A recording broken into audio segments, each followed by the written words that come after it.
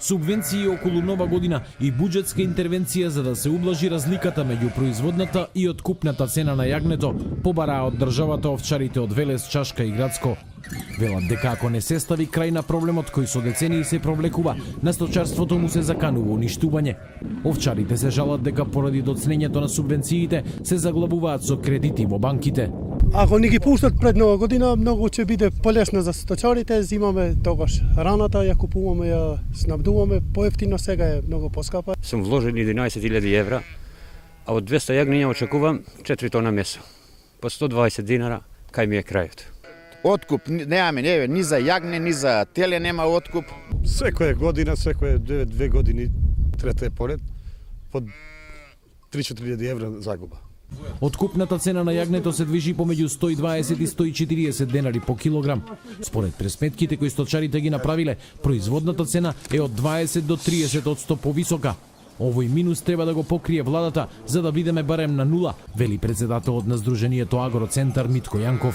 Тука да реагира владата со некоја дополнителна мерка, вонредна мерка, која може, мислам дека нема да изгуби, него напротив ќе добие владата со тоа, ако направи некоја 30 денара по килограм извезено јагне, зборуваме за извезено јагне, бидејќи и државата има корис од сето тоа, од килограм да даде. Ќе бидат благодарни сточарите, ќе бидат благодарни и нема да влезат у загуба. Напротив, до година веќе ќе се качи фондот на стока. Одгледувачите на јагниња бараат министерот Лјупчо Николовски да го исполни ветувањето и да дојде на средба со нив.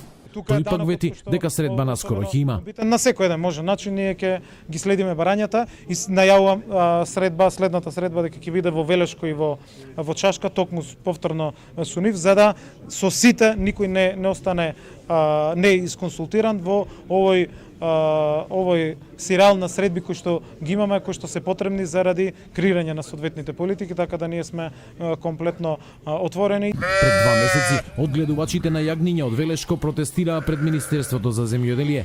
Но овој протест го осуди првиот човек на Асоциацијата на земјоделци Ефтим Шаклев, кој вели дека работат на решавање на проблемите. Тој во петокот имал средба со министерот Николовски. Овчарите од Велешко се жалат дека на оваа средба не биле повикани. Во потекот на асоциацијата гледаат обструкции и манипулации.